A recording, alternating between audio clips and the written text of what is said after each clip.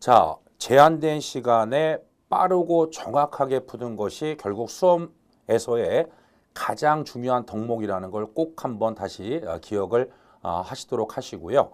자, 문제 1번에 보시면은 사실 기본이론 강의도 그렇고 이번에 파이널 실전 동영 모의고사도 그렇고 사실 여러분들이 활자되어 있는 부분 때문에 아마 수업을 듣는 건 아니라고 생각해요. 활자되어 있는 거 읽어보시고 이해를 하시면 되는데 제가 왜 이런 얘기를 하느냐 하면 사실은 1번 문제에서 보시면 BTL이라는 게 있는데요.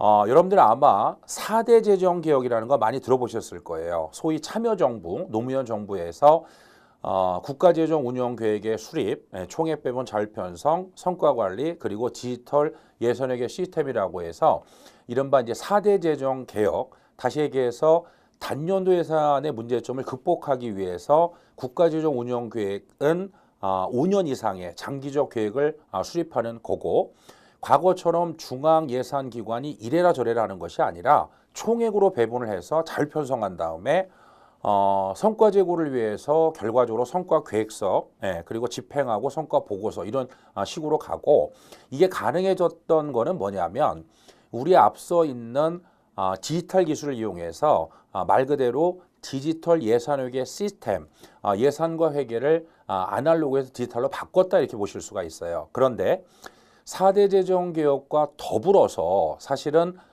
참여정부에서 BTL에 관심이 높았는데 그 이유가 뭐냐면 사실 아시다시피 참여정부 내내 부동산 투기와 결과적으로 힘겨운 싸움을 벌였는데 부동산 투기가 왜 일어나느냐에 대해서는 뭐 여러 가지 관측이 많습니다만 참여정부 시절에 금리가 떨어졌어요. 금리가 떨어지다 보니까 시중의 부동 자금이 결국 부동산으로 흘러가면서 아파트값 상승의 원인이 됐다고 보는 게 일반적인 관측입니다. 이때 참여정부가 무슨 생각을 했느냐 하면 금리가 떨어지기 때문에 이 돈을 건설적인 건설 자금으로 투입하면 사실 이 건축 건설 이쪽 부분이 그 부가가치가 높지는 않지만 대단히 노동집약적 산업이거든요.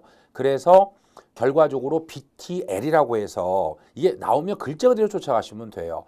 BTL이 됐던 BTO가 됐던 BLT가 됐던 BTL이 됐던 BLT가 됐던 BO가 됐든 간에 빌드는 무조건 뭐냐면 민간이 공공시설을 건설하는 거예요. 자, 그러면 BTL에서 T는 뭐냐면 트랜스퍼라고 해서 준공 시점에 소유권이 정부한테 넘어갑니다. 그러면 BTL은 이제 마지막에 임대료를 받는 거죠. 그럼 BLT가 뭐냐면 짓고 나서 임대료를 받고 종료 시점에 소유권을 넘기는 거죠. 그러니까 T가 소유권을 얘기를 하는 거예요. 그러면 BTL이 중요하면서 사실은 BTL이 뭔지를 알기 위해서 사실은 BTO하고 구분하기 시작한 거예요. 학자들이. 그럼 BTO는 짓고 트랜스퍼 넘어가고 잘 아시는 것처럼 오퍼레이트 자기들 운영하는 거고 그다음 글자 그대로 쫓아가시면 되는 거죠. 자, BLT다 그러면 아까 말씀드린 것처럼 짓고 민간이 공공시설을 임대료를 받고 종료 시점에 소유권을 넘긴다. 그 다음에 BOT는 짓고 운영하고 종료 시점에 소유권을 넘기게 되겠죠. 그럼 BO는 뭐냐? BO는 짓고 자기들이 갖고 있으면서 자기들이 운영을 하는 거예요. 뭐 글자 그대로 쫓아가시면 되기 때문에 저는 뭐 정답이 4번인데 그대로 인식을 하시면 되지 않나라고 싶어요. 다만 다시 한번 얘기하지만 여기서 굉장히 중요한 개념이 BTL이다 라고 이제 볼 수 있겠고 정부 입장에서 공공시설을 예산으로만 지으면 돈이 너무 많이 들어가잖아요. 여러분 상식적으로 생각해 보세요. 물건을 사는 게 돈이 많이 들어가요? 빌리는 게 돈이 많이 들어가요? 당연히 사는 게 돈이 많이 들어가겠죠. 그럼 예를 들어서 학교 같은 거를 정부 예산으로 짓게 되면 하나밖에 못 짓는데 사실 그 세금이라는 게 매년 거치니까 그 돈으로 예를 들어서 10개 정도를 빌린다면 국민들에게 편의시설을 조기에 사용할 수 있는 그런 긍정적인 측면도 있는 거거든요. 그래서 BTL을 중심으로 해서 글자 그대로 쫓아가신다면 그렇게 어렵지는 않을 것이다 라고 이제 볼 수가 있겠죠. 뭐 할자된 건 좀 읽어보시면 될 것 같으니까 이해되시겠죠? 네. 자, 2번에 보시면은 이른바 역사적 제도주의에 관한 내용이 되는데 보기 2번을 보시면은 제도는 환경 변화에 유연하게 적응하기 위해서 계속적 점진적 변화 패턴을 보인다라는 기능주의적 시각에 입각해 있다라고 되어 있는데 잘못된 거죠. 왜냐하면 여러분들이 역사적 제도주의 딱 하면 제일 중요한 키워드는 past dependence, 경로 의존성이라고도 번역을 하고요.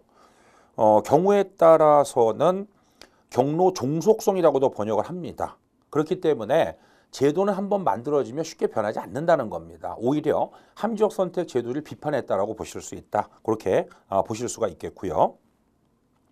3번에 보시면은 경로 종속 또는 경로 의존 현상을 설명하는 핵심 개념으로서 아마 이제 이런 말이 나오면 좀 어려워하실 것 같은데 수학 체증을 제시하고 있다라고 되어 있는데 사실은요. 우리가 농사를 져보잖아요. 그러면 윤작을 하죠. 윤작이라는 게 이제 한 해 농사를 짓고 쉬었다 하고 이렇게 한단 말이에요. 왜 그러냐면 똑같은 작물을 계속 지면은 수확이 체감을 해요. 근데 만약에 농사를 짓는데 어떤 방식이나 어떤 말하자면 종목이라 그럴까, 뭐 종자라 그럴까 이걸 뿌렸는데 매년마다 수확이 계속 늘어난다. 그럼 그 방법을 계속 쓸 거고 그 작물을 계속 재배를 할 거란 말이에요. 다시 얘기해서 경로전성의 경우는 수확 체증에 따라서 계속적으로 그 제도를 유지해가는 성격을 가져요. 그래서 수확 체증의 법칙하고 관련이 있다라고 이제 보게 되는 거고 4번에 보시면은 이게 아마 이게 왜 이게 나올까라고 생각하시는 분이 있을지 모르겠지만 이게 경로전성에서 굉장히 유명한 사례입니다. 사실은.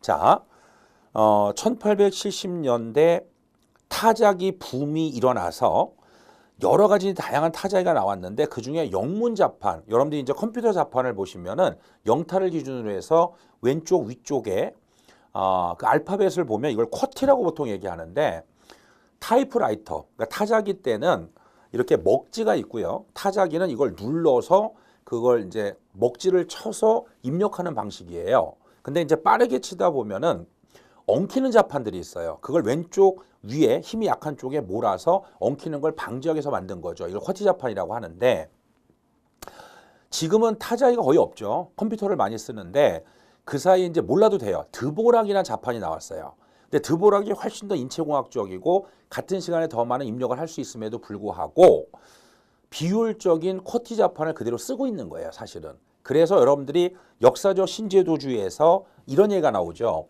T 시점에서 만들어진 제도가 시간이 흘러서 T 플러스 1 말하자면 비효율적임에도 불구하고 그 제도가 폐지되지 않음을 의미하는 것이다 라고 이제 볼 수 있는데 여기서 뭐 아시겠지만 T는 타임의 이니셜이에요. 특정 시점에 만들어진 제도 쿼티 자판이 시간이 흘러서 비효율적이지만 경로 종속성, 의존성을 갖고 있기 때문에 결과적으로 폐지되지 않을 수 있음을 의미한다라고 해서 굉장히 유명한 사례가 바로 쿼티 자판이다. 드보락이 더 좋은데도 불구하고 없어진 거죠. 한번 만들어진 제도 계속 유지하려고 하니까.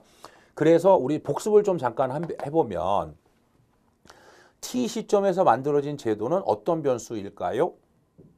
종속 변수가 되겠죠. 만들어졌으니까. 그래서 T 시점에서의 제도가 종속 변수라고 한다면 한번 만들어진 제도가 계속 유지가 되기 때문에 이번에는 현재 제도가 유지되는 영향을 미치고 있기 때문에 이번에는 독립변수 역할을 해요. 자, 모르셔도 됩니다. 이것만 기억하자고요.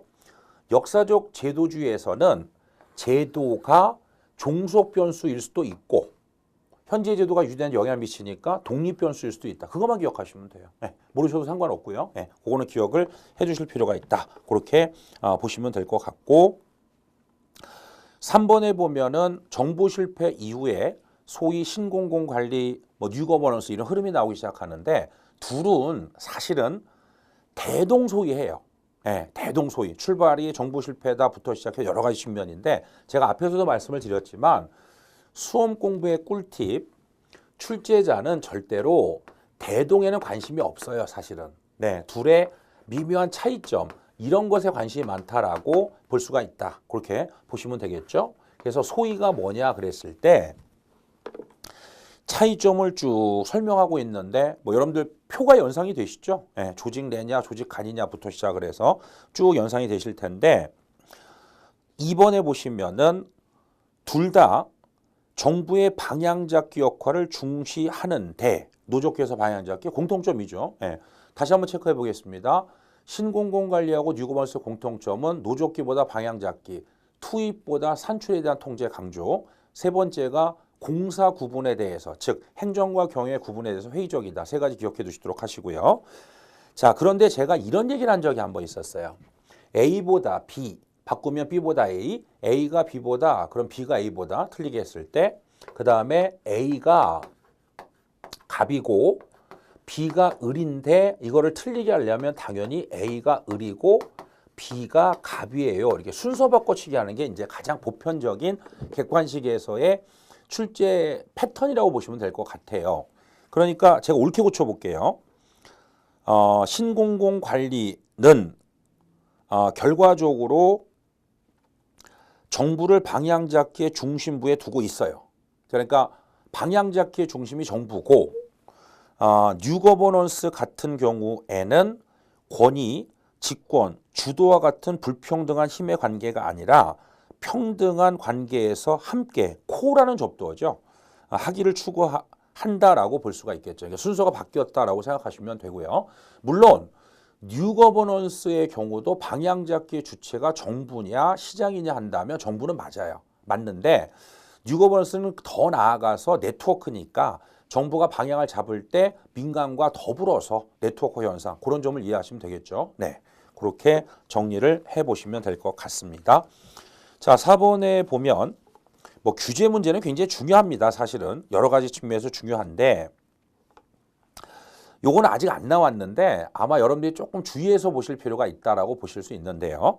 결론 3번에 보시면은 요거는 규제 역설이라기보다는 규제라는 게 보이지 않는 세금이라는 거죠. 사실은 당장 인식을 못해서 그렇지 불필요한 규제의 경우는 결국 높은 비용, 가격, 자원의 비효율적 배분을 초래함으로써 사실은 규제가 역설적으로 세금의 성격이에요. 세금이라는 건 본인이 내고 싶지 않아도 내야 되죠.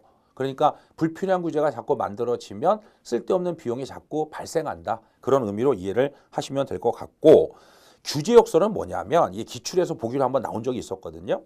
규제 역설은 예를 들어 정부가 기업에다가 상품 정보의 공개를 의무화시켰어요. 소비자를 위해서. 그러면 역설적으로 정부가 공개하라는 것만 딱 공개하고 오히려 공개를 안 해요. 그러니까 오히려 소비자 입장에서는 정보가 줄어들 수밖에 없는. 그래서 소비자를 위해서 정보 공개를 의무화했는데 오히려 소비자 입장에서는 실제로 정보량이 줄어드는, 그러니까 패러독스가 되겠죠. 일종의 그런 현상을 의미하는 것이다 라고 볼 수 있다. 그렇게 보시면 되겠고 5번의 경우는 이게 이제 말하자면 매트릭스를 얘기하는 겁니다. 요 자체는 시험에 한번 나온 적이 있었습니다. 지역에 있는 영업점이 본사로부터 재무, 인사, 영업 등의 지시감독을 받으면서 한편으로는 해당 지역 본부장으로부터 지시감독을 받았다. 이런 형태를 바로 매트릭스라고 하는 거예요. 매트릭스. 기능구조와 사업구조의 결합, 화학적 결합 기억나시겠죠? 이때 2번에 보시면 기능 중심의 수직적 분화가 되어 있는 기존의 지시감독 라인의 횡쪽으로 연결된 또 하나의 지시감독 라인을 인정을 하는 것이다 라고 볼 수가 있다. 그렇게 보실 수가 있겠죠. 그래서 해당되는 부분은 바로 매트릭스와 관련된 부분이 바로 2번이다 라고 볼 수가 있다. 그렇게 이제 볼 수가 있겠고요.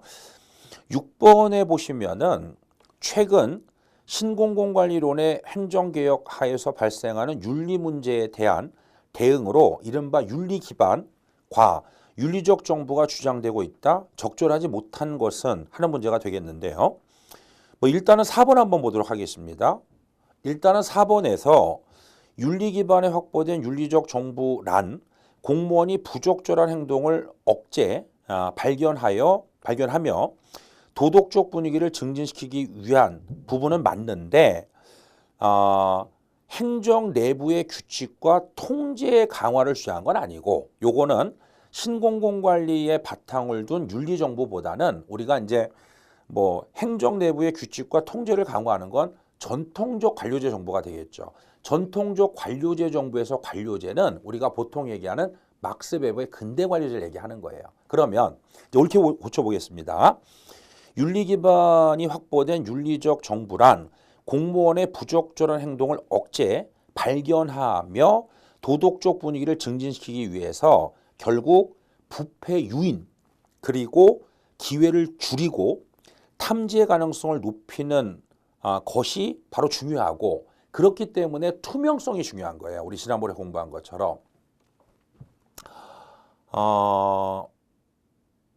범죄학자들은요 이런 얘기를 합니다. 그 사회학에 보면 차별교제 이론이라는 게 있는데 범죄가 왜 일어나냐 그랬더니 어떤 집단에서는 범죄를 범죄로 인식하지 않는 거예요. 어떻게 보면 영웅담, 나 뭐 누구 거 훔쳐봤어, 누구 때렸어 이렇게 되는 거죠. 그러면 범죄학자들이 범죄를 없애는 가장 좋은 방법은 범죄를 저지르고 나서 처벌을 엄격하게 하는 것보다는 적발 가능성이에요.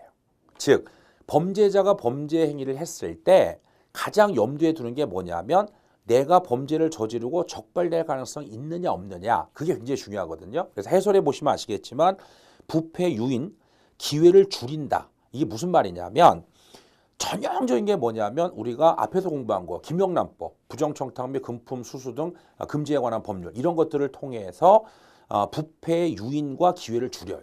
그러니까 가능성을 없애버리는 거죠. 부패가 일어날 수 있는. 그다음에 탐지 기능이라는 것은 부패가 일어났을 때 적발 가능성을 높이는 거예요. 그러면 마치 물론 이제 부패도 범죄인데 이게 뇌물을 받으면 아까 말씀드린 것처럼 범죄를 줄이는 가장 좋은 방법은 범죄를 일으킬 만한 소지가 있는 사람이 내가 범죄를 일으켰을 때 적발될 가능성이 높고 형사처벌의 가능성이 높다고 생각하면 범죄를 안 저지른다는 거죠. 공무원도 똑같다는 거예요.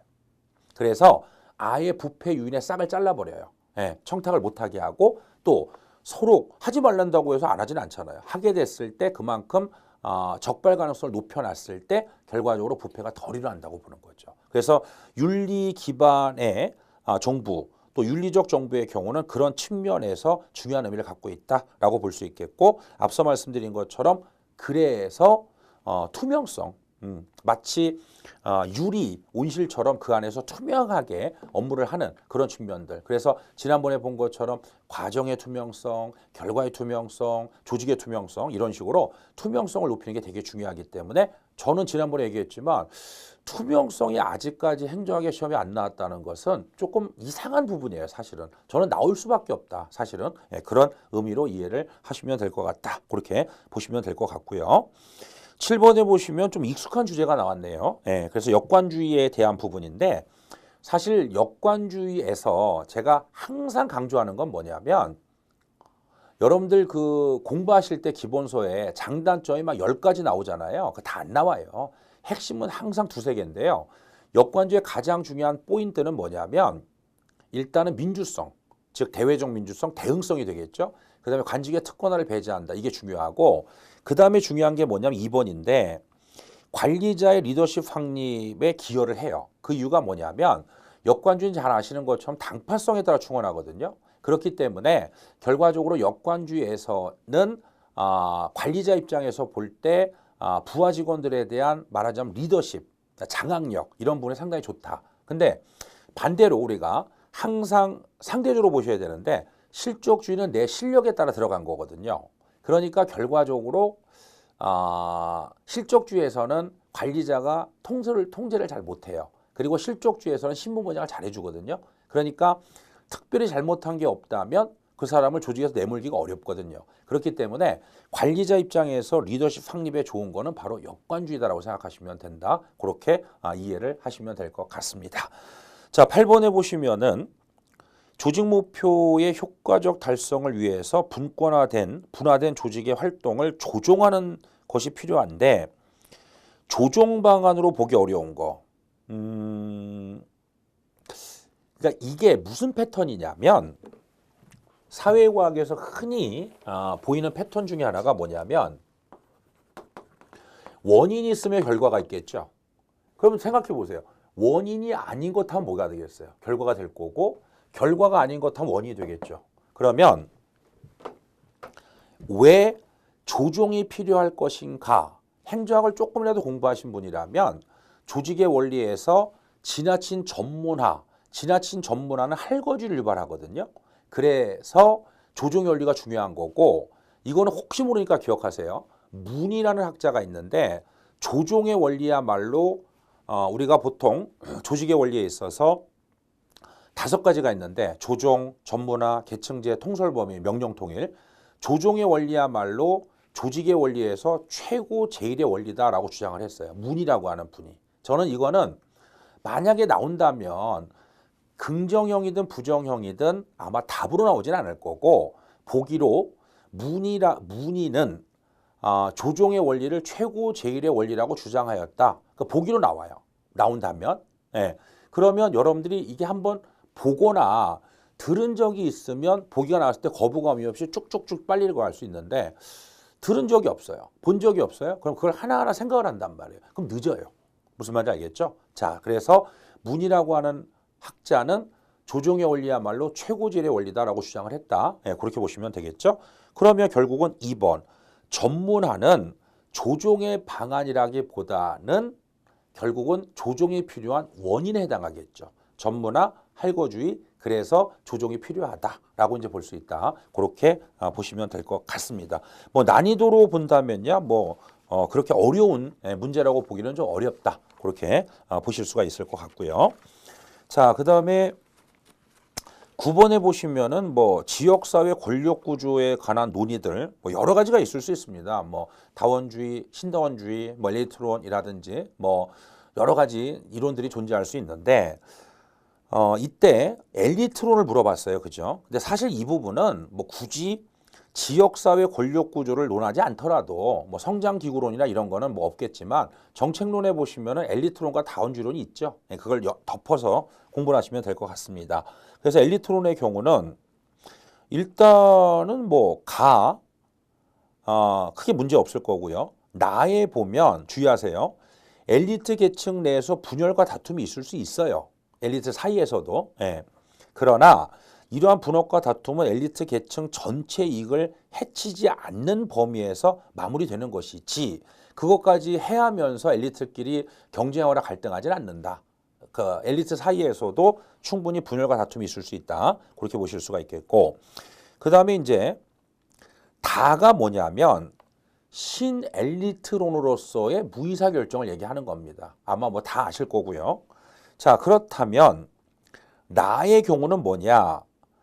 린드블럼, 피터슨 등은 자본주의 국가에서 자본주의의 구조적 제약으로 특정 집단이 다른 집단에 비해서 특별한 지위와 강한 영향력을 행사한다고 주장을 했는데 요거는 신다원주의를 얘기하는 거예요. 그러니까 신다원주의는 기존의 다원주의, 고전주의 다원주의를 비판하면서 자본주의 국가에선 싫든 좋든 기업가 집단의 특별한 특권적 지위를 인정할 수밖에 없다는 거. 그걸 이제 신다원주의다라고 표현하게 되는 것이고 마에 보시면 엘리트들은 국민의 요구에 민감하게 반응하기 때문에 모든 문제는 정책 의제로 형성될 가능성을 갖고 있다. 이것도 다원주의죠, 사실은. 네. 그래서 특히 이제 대표적인 학자가 로버트 달이라고 하는 학자는 그냥 정치학자라고 하지 않고 다원주의 정치학자라고 할 정도로 다원주의로 유명한 학자인데 엘리트가 대중 요구에게 민감하게 움직일 수밖에 없어요. 그러니까 사실은 이제 뉴헤이븐시 연구를 통해서 이 도시가 과두적 사회에서 적을 과자 머리두자 다원주의 사회로 변모해 왔다. 엘리트가 대중 요구에 민감하게 움직일 수밖에 없다. 특히 정치 엘리트는 더 심한 거죠, 결과적으로. 네.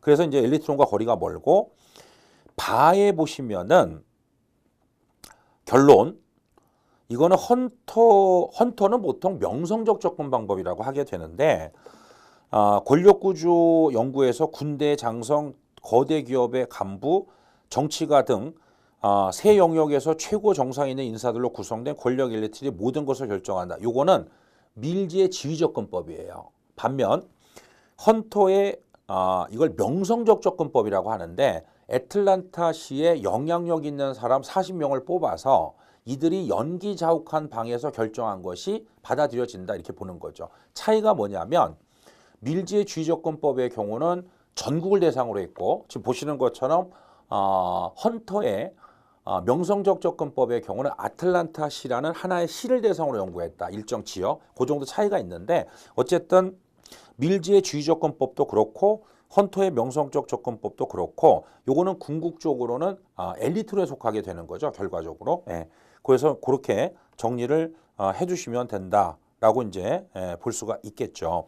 그래서 9번의 경우는 그러니까 바의 경우는요. 엘리트론은 엘리트론인데 그 주장하는 사람이 틀렸기 때문에 그런 거예요. 이해되시겠죠? 무슨 말인지? 예. 그래서 바는 엘리트론 중에서 밀지가 주장한 거다. 헌터가 주장한 게 아니라 내용상으로는 이게 엘리트론이 맞아요. 사실은. 네. 그렇게 이해를 하시면 될 것 같다라고 이제 볼 수가 있겠고요. 그러니까 맞는 거는 뭐 가나다니까 정답은 2번이다라고 볼 수 있겠죠. 그리고 제가 지난번에 10번 문제를 보시면 초정책 결정은 드로우의 최종 모형에서 나오는 거다. 뒤에서 할 기회가 있을 거라고 말씀을 드렸는데 10번 보겠습니다. 최종 모형에서 드로우가 제시한 정책 결정에 18개 국면이 있는데 이때 상위 정책 결정, 다시 얘기해서 메타폴리스 메이킹이 어디에 해당하느냐는 건데 표정 보니까 또 한숨이 나오네요. 이걸 다 어떻게 외웁니까? 걱정하지 마세요. 네, 이렇게 안 나옵니다. 실제 시험에서는. 그래서 1번에서 7번까지가 메타폴리스 메이킹이에요. 즉 드로우라고 하는 학자는 최종 모형에서 초합리성을 강조한 거예요. 초합리성, 육감, 직감 뭐 이런 거. 그래서 정책 결정 이전에 어떻게 정책 결정을 할 것인가를 먼저 결정을 하겠다는 거예요. 그래서 1.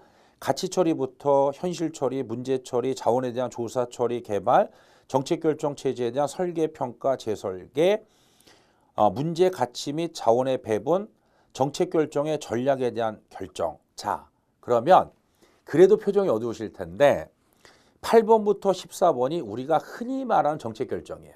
자, 그 다음에 15번부터 18번까지를 후정책 결정이라고 해요. 드로우 같은 경우는 후정책 결정인데 이게 정책 집행입니다. 다시 한번 볼까요? 자, 대동소이. 그러면 생각해 보세요. 초정책 결정이 있고 정책 결정이 있고 우리가 흔히 말하는 후정책 결정은 집행이에요. 그럼 여기서 출제자가 낸다면 정책 결정이나 후정책 결정을 안 내요. 어차피 같은 거니까. 그럼 낼 거 뭘 내겠어요? 메타폴리스 메이킹을 낸단 말이에요. 그래서 1번부터 7번까지는 정책 결정 이전에 어떻게 정책 결정을 할 건가 먼저 결정을 한다. 메타폴리스 메이킹. 예, 뭐 이것도 잘 나오지도 않지만 그러면 그거 한번 쭉 보시면 돼요. 공부는 그렇게 하는 거예요. 제가 항상 얘기하지만 여긴 대학이 아니에요.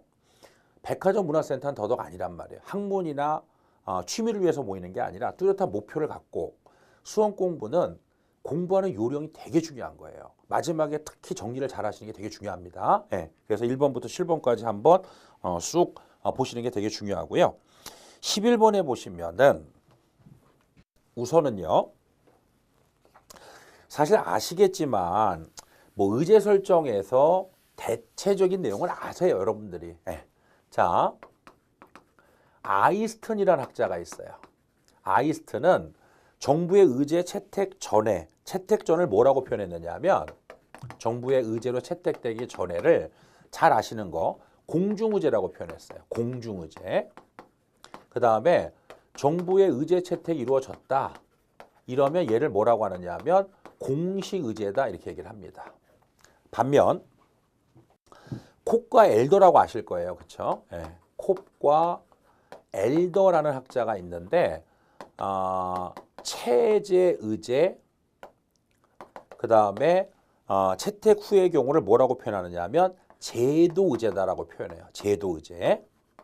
그 다음에 정책론에서 굉장히 유명한 학자가 바로 앤더슨이라는 학자가 있어요. 이분은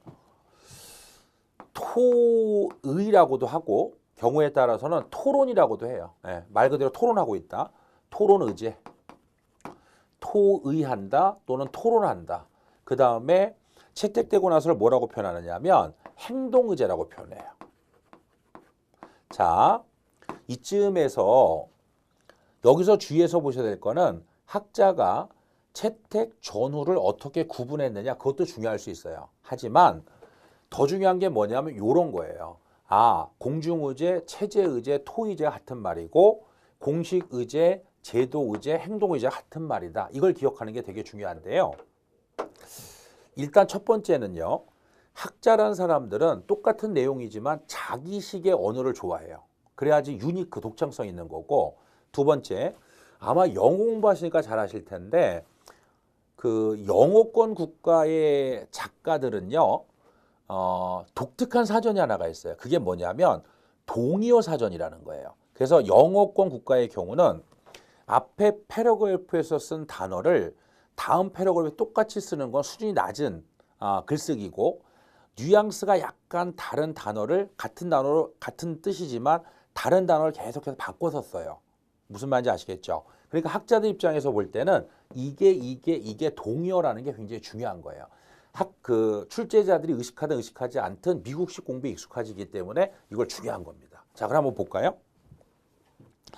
일단은 정답은 2번이고요. 체제의제의 경우는 다른 말로 뭐라고 한다? 공중의제라고도 하고 우리가 보통 얘기했을 때 그 다음에 앤더슨이 얘기하는 토의의제라고도 표현한다. 토론의제라고도 표현하는 거고 같은 말이라는 걸 기억해 주시면 될 것 같고 뭐 그저 어렵지는 않을 것 같고요.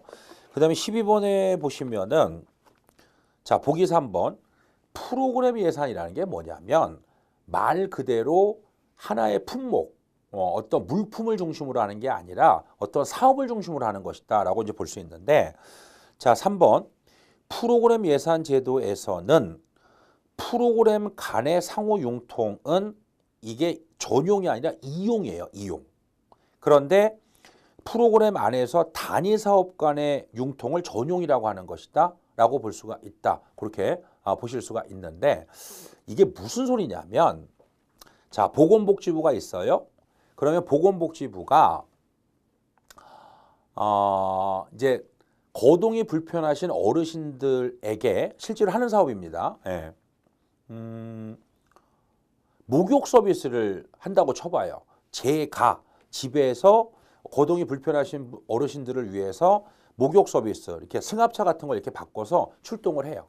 그러면 예를 들어서 뭐 이렇게 자동차다. 그럼 품목이 되겠죠. 욕조다. 그럼 품목이 될 거예요. 예. 그래서 제가 목욕 서비스가 있고 또 보건복지부에 다른 프로그램이 있다고 쳐봐요. 이걸 바꾸면 이용이 되는 거고 자, 목욕용품에 보니까 뭐 비누는 남는데 예를 들어서 뭐 수건이 좀 모자란다. 이렇게 단위 사업을 바꿔버리면 그게 전용이 되는 거예요. 그래서 프로그램 사이에서의 상호 융통은 이용이 되는 거고 프로그램을 구성하는 단위 사업 간의 융통을 그건 전용이라고 하는 거죠. 사실은 이해되시겠죠? 네. 그 정도 이용 전용을 아신다면 뭐 그렇게 어렵지는 않을 것이다 라고 보실 수가 있겠고요. 13번에 보시면은 잘못된 것을 하는 표현이 문제인데요. 4번에 보시면은 이제 클린턴 행정부에서 1993년에 이게 뭐의 약자냐면 거버먼트 퍼포먼스 앤드 리절트 액트예요. 그래서 우리나라에서는 굳이 번역을 할 때 정부 성과 결과법 이렇게 번역을 하죠. 네. GPRA 거버먼트 퍼포먼스 앤드 리절트 액트를 통해 성과 및 결과에 관한 법률, 결과 지향적 예산 개혁을 추진했으나 이후 부시 행정부에서 이 파트는 프로그램 어세스먼트 레이팅 툴이라고 해요. 파트 체제가 시작되면서 성과주 예산 제도는 좌절되었다 이렇게 돼 있는데 그게 아니고 이게 언뜻 보면 그럴 수 있다고 생각되는 게 뭐냐면 클린턴은 민주당 후보로 대통령이 된 분이고 부시는 공화당이거든요. 근데 우리는 대개 이게 정권 교체가 일어나면 전임자 정책을 되게 묵살하는 경우가 많이 있잖아요. 이게 아마 그래서 이제 요거를 응용해서 문제를 출제한 것 같은데, 미국 같은 경우는 전 정권이라고 하더라도 국가적으로 중요한 정책은 연속성을 띄어요. 정권이 바뀌어도. 그러니까 옳게 고쳐봤을 때 클린턴 행정부에서 1993년에 GPRA를 통해서, 즉 성과 및 결과에 관한 법률을 통해서 결과지향적 예산개혁을 추진했고, 이후 부시 행정부에서도 파트 체제가 시작이 되면서 기존의 GPRA, 즉 성과 및 결과에 관한 법률을 보완을 한 거죠. 보완. 그러면서 성과 관리로 넘어간다 이렇게 보시면 될 것 같아요. 보충했다라고 이제 보시면 된다. 좌절된 것이 아니라 그렇게 이해를 하시면 될 것 같고, 14번의 임금 피크제는 사실은 행정학이 종합응용과학이고, 이게 행정학에는 제가 우스갯소리로 붕어빵에 붕어 없듯이 행정학에는 행정학이 없는 거예요. 사실 이것저것 다 묶어서 만든 건데, 임금 피크제는 원래는 기업에서 먼저 시행을 한 거예요. 기업에서. 그래서 여러분들이 이제 보통 인사행정에서 보수곡선을 얘기할 때 보통은 제2곡선이라는 말을 많이 해요. 제2곡선 이런 식으로. 그러면서 민간의 경우는 요렇죠. 요렇게. 그래서 민간에 비해서는 이걸 하우상박이라고 하는데, 하급자는 비교적 후하게 주고 상급자는 오히려 적게 주는 거죠. 왜냐하면 민간 같은 경우는 뭐 성과급 같은 경우, 이사들 같은 경우에 뭐 연봉이 수억, 수십억 되는 경우도 많은데 공공부는 그게 좀 덜한 거죠. 하우상박. 그럼 임금 피크제는 반대로 돼 있는 거야. 이렇게. 임금 피크제는 이런 식으로 보통 이거 외우지 않으셔도 됩니다. 55세까지 보수를 올려주다가 깎아요. 근데 임금 피크제에서 굉장히 중요한 게 뭐냐면 정년을 보장시켜줘야 돼요. 정년 보장. 그래서 일단은 1번 잡 쉐어링 또는 워크 쉐어링이라고 해서 일자리를 나누겠다 이런 뜻이고요. 2번에 보시면은 정년을 단축하지 않습니다. 이게 틀린 거고요. 그래서 3번에 보면 우리나라의 경우 제2자, 제2곡선이다 이렇게 하는데, 인건비 부담 때문에 결과적으로 이제 노사가 절충을 찾은 거죠. 사실은. 네, 그래서 어떤 의미에서 본다면 여러분들 그 정보사회 도래에 따라서 상중하 어느 계층이 준다 그랬어요? 중간관리층이 줄죠. 예. 그럼 중간관리층이 갖고 있는 노하우를 잃어버릴 수 있잖아요. 그러니까 정보사회 도래에 따라서 중간관리층의 필요성이 줄어들고, 또 중간관리층 입장에서 볼 때는 노동의 어떤 안정성 이런 걸 확보하기 위해서 절충한 거예요. 그래서 월급을 깎되 정년까지 인정을 해달라 이런 식으로 나온 거기 때문에 중요한데, 사실은 저는 개인적으로 행정학에서 임금 피크제가 나올 때가 됐어요. 그 이유는 뭐냐면 아직은 정부분에 도입되진 않았지만 공공부분, 한국전력이라든지 일부 공기업에서 지금 도입하고 있거든요. 사실은. 네. 도입했어요. 네. 그래서 이제 어떻게 보면은 공공부분에, 순수한 공공부분에 초읽기에 들어간 거죠. 그 주의해서 보실 필요가 있다. 그렇게 보실 수가 있겠고요. 15번에 보시면은 잘못된 것을 하는 문제인데, 아마 설명을 들어보시면 좀 이상하지 않나 이렇게 생각이 되실 텐데, 1번 보세요. 단체장의 보조기관인 부단체장은 지방공무원으로 단체장이 임명한다 이렇게 돼 있는데, 물론 기초는 맞아요. 근데 광역의 경우 우리가 이제 행정부단체장, 예를 들어서 광역시의 행정부시장이라든지 도의 행정부지사 같은 경우에는 국가직이고, 그러니까 임명권자가 대통령이에요. 사실은. 그러니까 이 패턴을 어떻게 내느냐면 출제자가 난이도를 조절하기 위해서 이런 거죠. 결국은. 자, 부정형이고, 그 패턴이 이렇게 되는 거예요. 맞고 맞을 수도 있어요. 기초의 경우는. 틀릴 수도 있어요. 이렇게 되면 난이도가 높아지는 겁니다. 사실은. 그래서 제가 항상 얘기하지만 어떤 지문에서 맞을 수도 있고 틀릴 수도 있는 경우는 다른 보기들을 봐주셔야 돼요. 만약에라도 4번이 명확하게 틀렸다 이러면 답이 4번이 되는데, 그렇지 않은 경우에는 맞을 수도 있고 틀릴 수 있는 경우는 답이 될 수도 있고 안 될 수도 있어요. 아시겠죠? 근데 제가 항상 얘기하지만 이런 문제가 20문제 중에서 만약에 15문제가 나왔다. 그 우리는 행정학이라고 쓰고 로또로 하고 있는 거죠. 이렇게는 많이 나올 리 없고 실제 시험에서 제가 볼 때는 한 문제 나올까 말까 한데 아시다시피 공무원 시험이라는 게 상대평가잖아요. 문제 하나에 당락이 결정이 되기 때문에 이런 패턴을 잘 익히셔서 빨리 실제 시험에서 잘 적응하는 게 중요하다. 그렇게 보실 수가 있다. 그렇게 보시면 되겠습니다. 자, 그 다음에 16번에 보시면은 힌트는 줬어요, 이미. 다시 얘기해서 능률성의 경우 결정 기준상의 능률이 있고 조직 내부의 관리상의 능률을 구분했을 때 관리상의 능률성과 가장 근접한 거 2번이 되겠죠. 조직 내부의 관리, 인사관리 측면에서. 나머지는 정책 결정 과정에서의 능률성을 의미하는 것이다 라고 볼 수가 있다. 그렇게 보시면 될 것 같아요. 그러니까 문제만 파악을 해두시면 된다. 그렇게 정리를 해볼 수가 있을 것 같고 17번에 보시면은 자, 이제 행정학의 주요 접근 방법인데 옳지 않은 것은 하는 문제인데요. 1번 공공선택론의 경우는 권한은 분산을 하고 관할권을 중첩적으로 배치해야 된다. 왜 그러냐면 공공선택론의 경우 기존의 전통적 정부관료제가 독점이었다고 봐요. 그러니까 결국은 국민요구에 빨리빨리 대응하지 못하니까 경쟁의 원리로 돌아서자. 그렇기 때문에 공공선택 이론의 경우는 복수의 거부권을 지닌 다양한 결정체 사이에 권한을 분산하거나 다양한 규모의 다수의 중첩적인 관할권을 통해서 배제하는 게 아니라 중첩적 관할권을 통해서 공공서비스 공급에 있어서의 대응성을 높이는 거죠. 결과적으로. 네. 그래서 독점적이기 때문에 국민요구에 빨리빨리 대응을 못하니까 중첩적으로 배치한다는 얘기는 경쟁의 원리를 도입하겠다. 이렇게 보시면 될 것 같고요.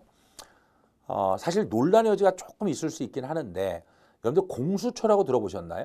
공수처가 뭐냐면 고위공직자 비리수사처를 줄여서 공수처라고 하는데 사실은 검찰이 뭐 일부 평가에 의하면 그동안에 고위공직자 수사 처리를 제때 못한 그런 것 때문에 검찰과 별도로 공수처를 만든단 말이에요. 이런 식으로 관할권을 중첩적으로 배치함으로써 국민요구에 빨리빨리 대응한다는 거. 절대로 관할권을 분산하면 안 돼요. 관할권을 분산하면 그건 독점으로 가겠다는 거거든요. 꼭 기억을 해주시면 됩니다. 권한은 분산한다. 관할권을 중첩 배치한다. 꼭 주의해서 보시도록 하고 18번의 문제가 상당히 재밌는데 사실은 자, 앞에 보시고요.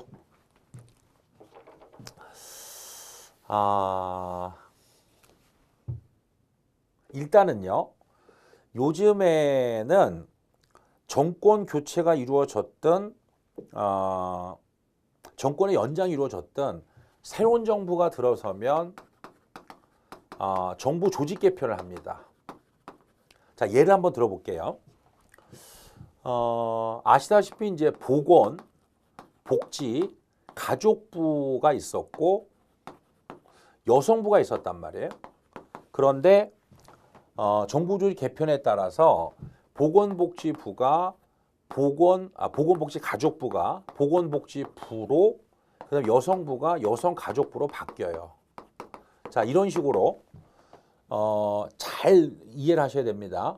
정부 조직 개편을 정책 유형으로 보면 이게 구성정책이에요. 사실은 정부 조직의 신설 뭐 이런 거. 그 다음에 정부 조직 개편이 이루어지면 인적인 변화가 나타나요. 실제로 보건복지가족부의 가족 관련 사무를 담당했던 100여 명의 공무원 소속이 여성가족으로 바뀌었어요. 그래서 요거를 뭐라고 하느냐 하면 배치 전환이라 그래요. 인사행정에서. 또 하나 기억하셔야 될 건 뭐냐면 바로 예산의 이체입니다. 자, 이런 거죠.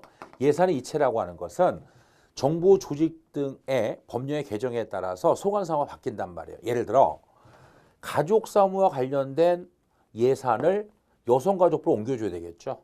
요거는 뒤에서 나올 거예요. 한번 제가 그때 다시 한번 설명을 드리도록 하겠습니다. 그래서 정부 조직 개편, 그러니까 저는 이렇게 해도 괜찮을 것 같아요. 다음 중 정부 조직 개편과 거리가 먼 것은 정답 4번. 4번이라는 말은 세 가지 빼면 답이라는 거고, 항상 여러분들이 하나 염두에 두셔야 될 게 뭐냐면 우리가 사지잖아요. 사지면 공부하실 때 세 가지로 딱 떨어지는 거. 제가 예를 한번 들어볼까요? 제가 작년에 문풀하면서 여러분들 하위정부 모형 기억나세요? 하위정부 모형에 보면 이익집단이 있고 해당 국회위원회가 있고 의회, 그다음에 관련 그 정부 부처가 있죠.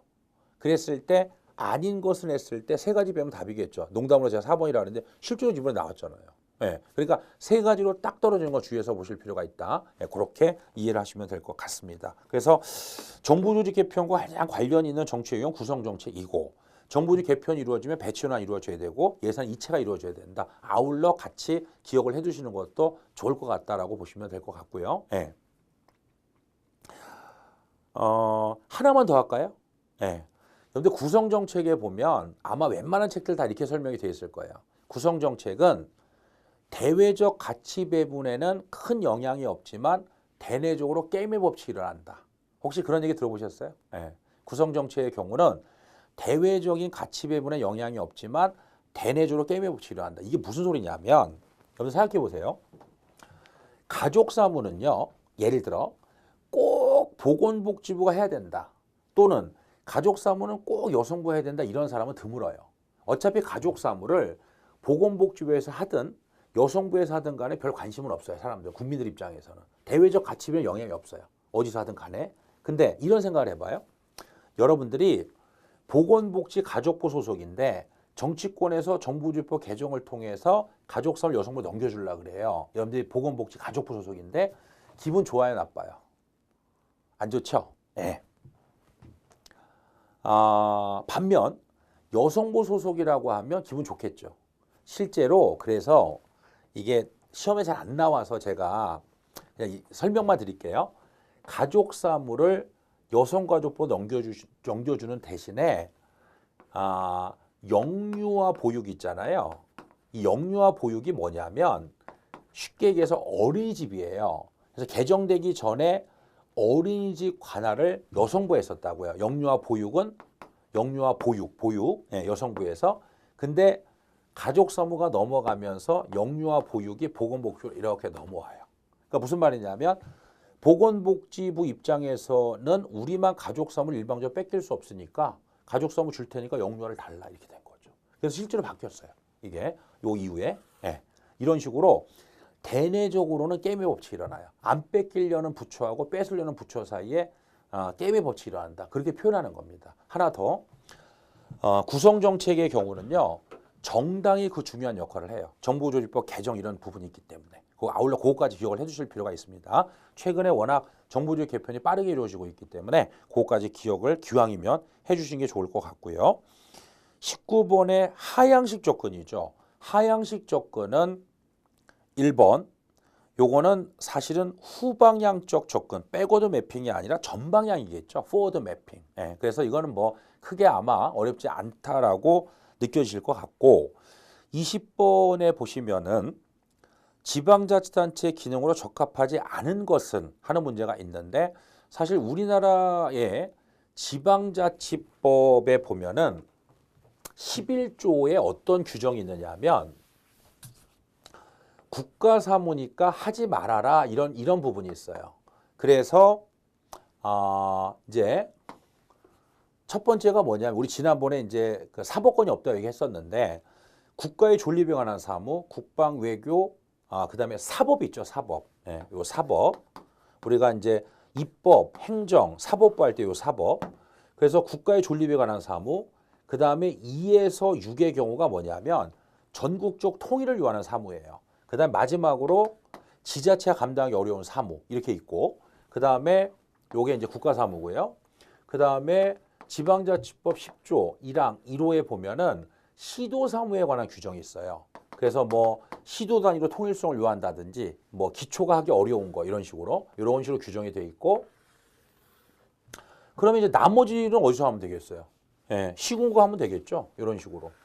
요거를 우리나라에서 포괄적 예시주의라고 합니다. 예, 그래서 불경합, 시도의 사무와 시군구의 사무가 경합하지 않도록 하고 만약에 경합하면 시군구가 더 우선하는 거고 시군구가 못했을 때 광역이 보충한다. 보충성의 원칙. 광역이 못하면 중앙이 나선다. 이렇게 되는 거죠. 지자체로 감당하기 어려운 사무. 이렇게. 그래서 중앙과 지방의 기능 배분에 관한 근거가 바로 여기서 나오는 거다라고 이제 보시면 되겠죠. 그래서 지방자치법 11조의 국가사무는 그런 의미에서 되게 중요합니다. 이제 어떤 식으로 지금 많이 나오냐면 지금 보신 것처럼 지자체 사무에 해당하지 않는 거 이런 식으로 문제가 출제가 되는데 이걸 다 외우려고 하지 마시고 2에서 6의 경우는 전국적 통일을 요하는 사무라고 생각하시면 돼요. 그래서 2번에 보시면 농산물, 임산물, 축산물, 수산물 및 양곡의 수급 조절. 이 양곡의 수급 조절이 굉장히 잘 나옵니다. 주의해서 보실 필요가 있다. 그렇게 보실 수가 있겠고요. 우리가 이제 보통 비등점이라고 하죠. 비등점. 그래서 물이 끓으려면 100도씨가 넘어야 되는데 제가 강의를 하다 보면은 굉장히 안타까운 게 뭐냐면 어떤 학생들은 열심히 노력을 해요. 뭐 물이 끓기 위해서는 에너지가 필요하겠죠. 열 에너지가. 그래서 막 노력을 합니다. 뭐 30도, 50도, 70도, 90도, 95도, 96도, 97도, 98, 99에서 힘이 들어서 이제 말하자면 이제 번아웃 증후군. 그러니까 마치 배터리가 이제 다 방전되듯이 그런 경우가 좀 있습니다. 마지막으로 갈수록 수험 공부에서는 체력이 굉장히 중요한 것 같아요. 그래서 공부도 중요하지만 체력 관리를 잘 하시고 자기의 컨디션을 잘 조절할 수 있는 그것도 되게 중요하지 않을까 생각합니다. 다 힘들겠죠? 네, 힘들 때 체력 관리를 잘 하시는 거 그것도 수험 공부에서 굉장히 중요한 미덕이 되고요. 일부러라도 시간을 조금 내셔서 조금 운동을 하는 습관도 길러주시는 게 왜냐하면 이 수험 공부는 100m가 아니죠. 그렇다고 해서 42.19의 마라톤도 아닌 것 같아요. 중장거리고 속도감도 있으면서 체력 안배도 잘 하시고 이게 이제 수험 공부에서 공부도 중요하겠지만 체력 안배가 되게 중요한 이유가 아니겠느냐라고 생각이 됩니다. 자, 이번 회차는 여기서 마치도록 하고요. 다음 시간에 이어서 찾아뵙도록 하겠습니다.